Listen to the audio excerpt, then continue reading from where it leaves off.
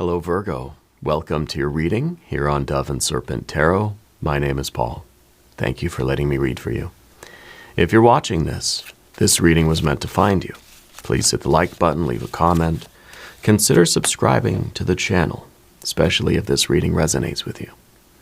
If there is anything you would like me to pray over or meditate upon or send positive energy toward, please let me know. Now, this is a general reading, so try to be open and receptive to whatever may come through during our time together. I am merely the messenger, and I ask you to connect directly with each of these cards and use your own intuition to take you beyond the details that I provide. And remember, Virgo, that the most important part of any tarot reading is you. A Prince of Wands. This is persistence. This is consistency. This is perseverance, right? This is Spirit's way of saying, keep doing what you're doing. You've been committed to something probably for a long time. This isn't the very beginning, right? This is somewhere in the middle. Yeah. And you've been showing up every day, and you've been putting in the work. This is a fixed fire energy. This is enthusiasm. This is passion. This is commitment. This is an inspiration that is sustained, right? It's not the attack. It's not the decay. It is the sustain of your efforts. Okay? And we need to put this into some context. Let's see what you are persisting in. Okay? Where we have this, there's not a diminishing of your will, of your enthusiasm, of your fiery energy, right? It's still going. You're sort of on cruise control here at I think a high rate of speed. Let's take a look around, okay? See what else is going on here. You got that Seven of Pentacles, okay. Princess of Cups. The Libra energy, the Justice card. You've got a Queen of Wands. Well, of course, if we have the Prince, we got the Queen. We're kind of looking for the finish line here. All right, we're ready for this to sort of to wind down. We're ready for the landing of this thing. Got a Nine of Swords. We got a Princess of Pentacles, an Ace of Pentacles, the Hanged Man, and a Five of Cups. All right. Yeah, this may look like a challenging thing, right? And I feel that it is, the way you're experiencing it is that your efforts are not resulting in anything, that you've been persisting at this thing day after day after day. And we're kind of like, okay, where's the finish line here? Okay. I think the finish line is here. I think you're ready to bring this thing home. You're ready for the landing. The sustained enthusiasm now is wrapping up, and things are winding down. Things are coming to a conclusion. Okay. The conclusion is not as desired as you want it to be. I think you feel like once this is over, you'll feel better. But honestly, I think once it's over, you're kind of going to miss it. Yeah. Let's select our mystery card, bonus card, confirmation card. This is a random card from the Smith-Waite Tarot. This is the factor infinite and unknown. We're going to set it down right here with Tiny Bob Ross right on top. We're not going to look at that card until the end. But it will tie everything together, and it will give us the confirmation that we need. Now, if you have a prediction, please put it in the comments. Let's take a look around the room. First of all, we see our major arcana. We see the Justice card and the Hanged Man. Okay? I feel like this was something that you got involved with thinking that you weren't really going to like it.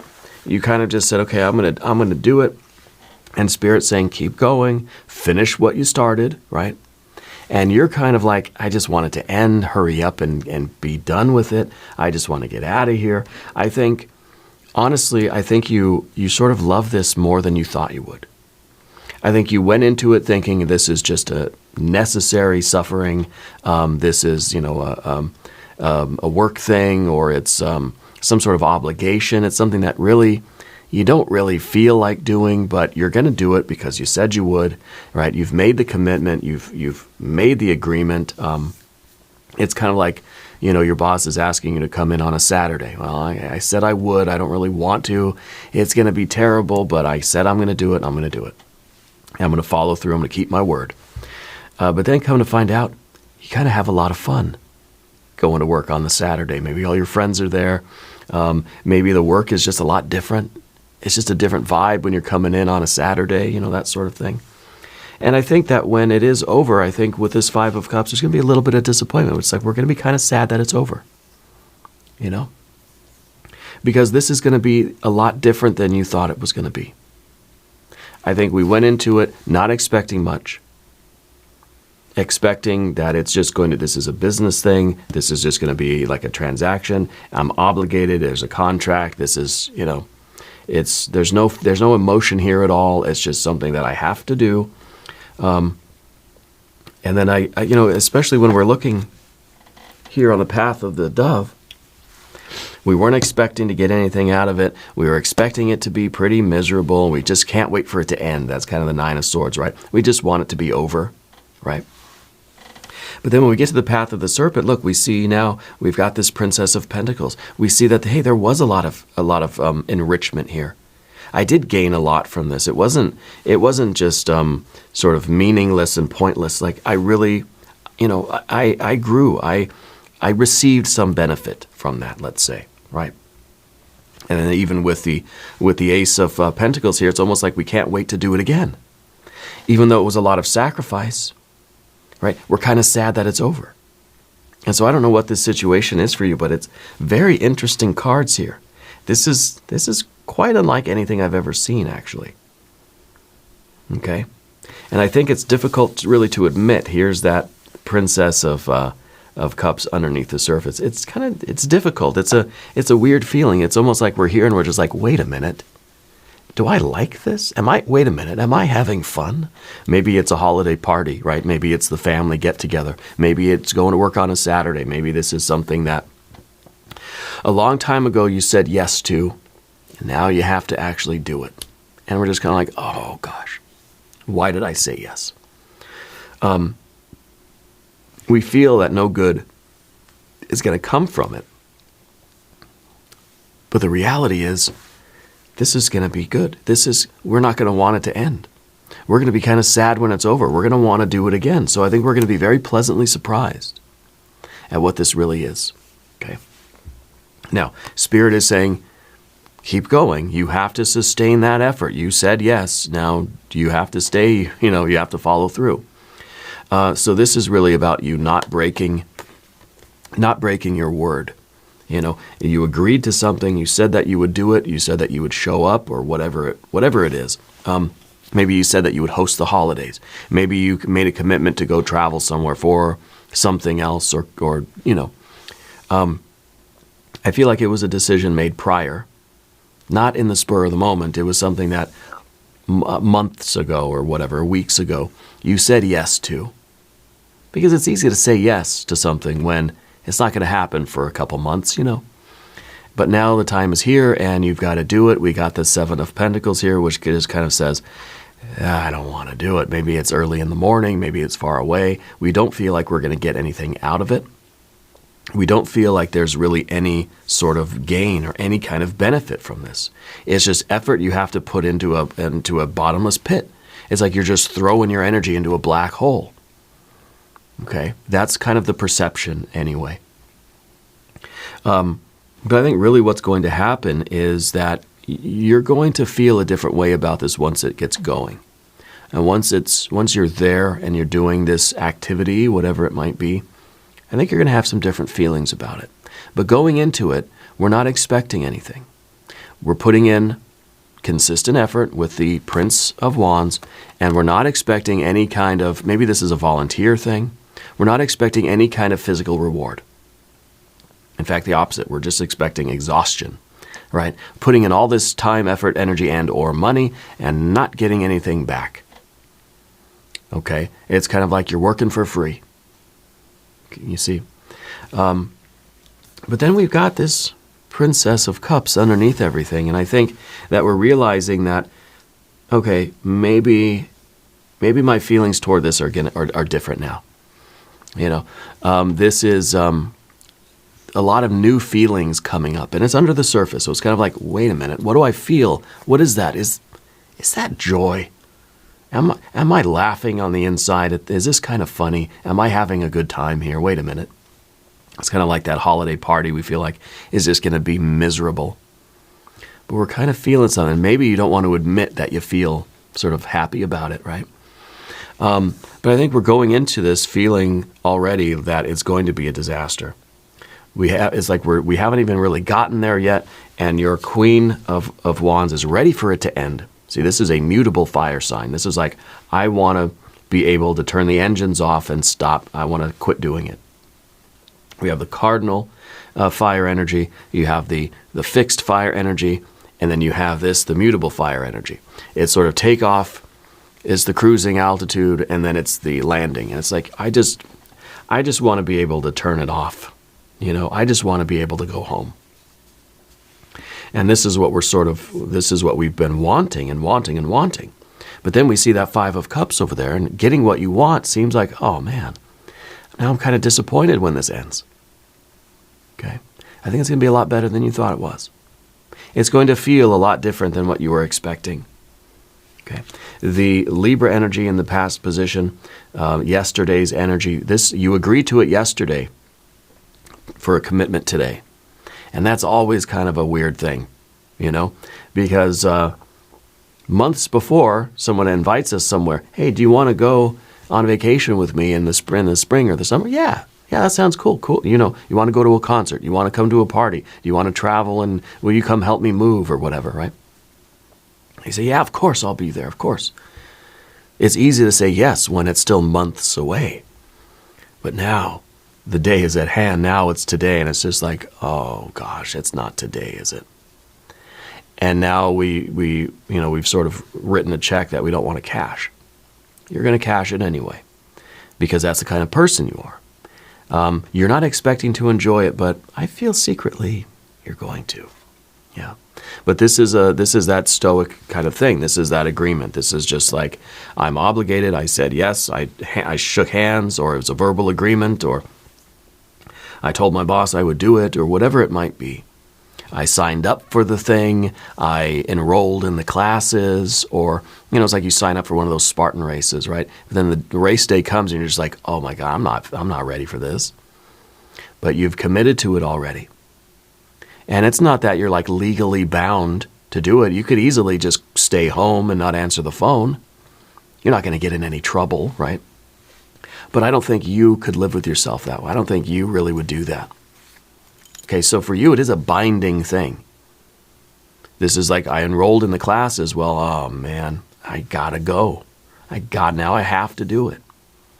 Right? You're holding yourself responsible. You're holding yourself accountable. Yeah. Even though we're already trying to find a way to make it go quickly. Well, maybe I'll just show up 5 minutes and then I'll say, oh, my apartment's flooded. I've got to leave the dinner party. That we're already sort of angling for how we're going to bring this thing home as quickly as possible.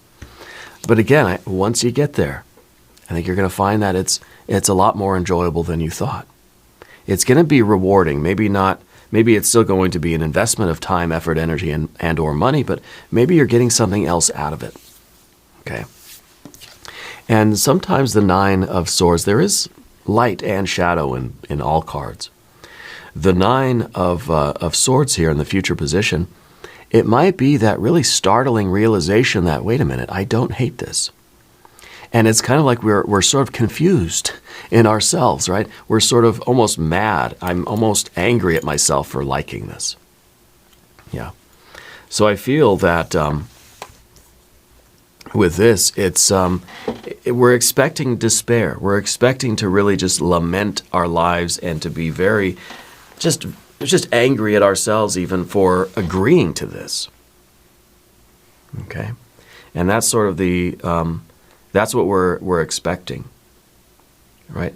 We're expecting the We agreed to it. Now we're doing it. We're getting nothing out of it. And we're going to be just so disappointed and so distraught and so angry at ourselves for agreeing to this that we're not going to do this ever again. But then we got the princesses down here. The princesses are sort of in the moment. Well, so is the prince, right? The queen, of course, is looking at the past and thinking, okay, I got myself into this. What's the quickest way to get out of this? But now these princesses are kind of like, they're almost enjoying the party. It's kind of like we're having a good time, despite the effort, despite how much work it is or whatever, right? Despite what we were expecting, I think this is a future that is not really going to arrive. This is what we thought we would experience. We thought that we would just be, torture. We thought it would be a nightmare, essentially, right? I don't feel that's what it's going to be. I feel like this is going to be anything but a nightmare, right? Now, if you have not subscribed to the channel yet, please do. It is totally free, doesn't cost anything. And it supports the channel, and I really do appreciate that. Your general energy becomes this Princess of Pentacles. It's kind of like we're beginning to realize this feeling that there is more here than meets the eye. There's more potential in this situation than I thought. It may still be a lot of time, effort, energy, and or money invested into it. But now you see that there's actually a lot that I could get out of this. This isn't a waste of time. This isn't a waste of my effort, And it's kind of like, it's like we're finding something to appreciate in this. Even though maybe it's not something that you would want to do again, which, I have my opinion on that. But nevertheless, we're trying to find a reason to be positive, to be happy, to be hopeful. To say, okay, it's not just torture, it's not just a nightmare. There's something here that I can appreciate. Okay? Maybe we just, we appreciate the sort of, we're getting out doing something different. Maybe we are appreciating the good karma, There's something to like about it. Okay? Maybe maybe it is a nightmare, but you know what? The music's pretty good, right? Or the food's pretty good. Or, hey, your friend's here, so at least you and your friend can hang out together. That sort of thing. There's something to appreciate in this situation for you. Yeah. And the Princess of Pentacles here, I think we're starting to realize that there may be a lot more than meets the eye. Yeah. You're somebody who's very practical. So you're somebody that has a lot of like functional wisdom, practical wisdom. You can be in any situation and you can figure out how to make it work. So even if you're in this, what is perceived as to be a nightmare situation, I'm at the company party, right? You can find some way to make it beneficial to you. Maybe, I don't know, maybe it's going to be a mental sort of exercise, right? Maybe this is like, well, I can practice my social skills. I can practice all those jokes that I've been learning, right? Or it's, well, maybe now I can try to get to know this person over here that I wanted to get to know, Find something sort of practical that we can do. Maybe this year going out into the, I don't know. It's kind of like you're at this big event. You don't really know what to do. You're not having fun, but then there's some issue with the sound system. You say, oh, okay, I'll go with you and we'll try to figure this thing out, right? So you're applying yourself to something useful, and it makes you feel better about being there because you have kind of something to focus on rather than just being an awkward like wallflower, that it's like, oh, I'll go, oh, you need some help in the kitchen? Yeah, I'm your person. So you're finding a way to make it enjoyable and to make it productive and to make it useful for you. Because there is a lot of potential in this situation. Okay? And I think that really relates to our Ace of Pentacles in the environment. I think you're finding a way to, it's kind of a zooming in on the ace that the princess is holding right here. You're zooming in on something, right? Because as a whole, the bigger picture here, you might be looking at it and thinking, there's nothing here for me, right? But if you zoom in a little bit, if you really look closer at the thing, I think you'll find a way that you can get to know somebody. Now you kind of got a friend there with you, or you're finding a way to be helpful or useful. You're going to go help out with the sound system, or they needed extra people in the kitchen. You're gonna, okay, I'll do it. Yeah. You're zooming in. You're finding something to focus on. That's going to give you a sense of purpose here. Okay? It's going to make you feel useful. It's going to make you feel a little bit more at ease. You're going to be able to relax a little bit and talk to people. Maybe you're like me. Maybe you're a little socially awkward. Maybe you just go to a party and you're there. You enter the room and it's like, I don't know what to do. I don't know where to sit. I don't know who to talk to. I don't know. I don't know. I'm just, that's me, honestly.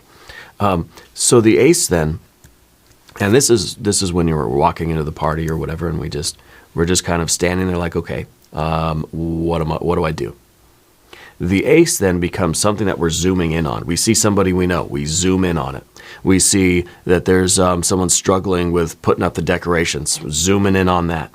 It gives ourselves a more focused experience. If we take everything in all at once, maybe it's overwhelming. Maybe this is anxiety, right? We have everything at once, this wide, a very wide and open aperture where we're taking in everything, and it's overwhelming. We get anxious. But when we can zoom in on a particular person that we already know, or we see somebody that's struggling with something, or they need help with something, or there's kind of something, maybe you're going to go back and you're going to serve food, or maybe you're going to help clean up, or maybe, whatever it could be. Something. We find something to sort of narrow the aperture.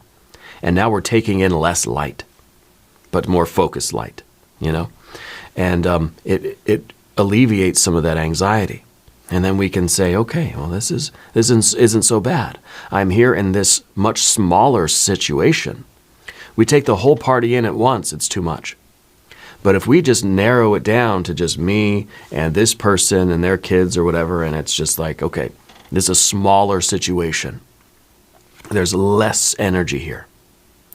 Then we can sort of relax and we can start feeling a little bit better. We say, hey, this is pretty good. I'm having fun here. I feel better. I feel more relaxed. I'm not as anxious as I thought. Okay. And that's what the Ace of Pentacles is here. We have the Hanged Man.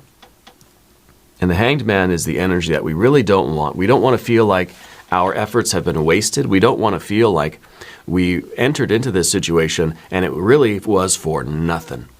That we were here and we gave up our time, effort, energy, and or money, and we just basically threw it away. Okay, and that's really harsh.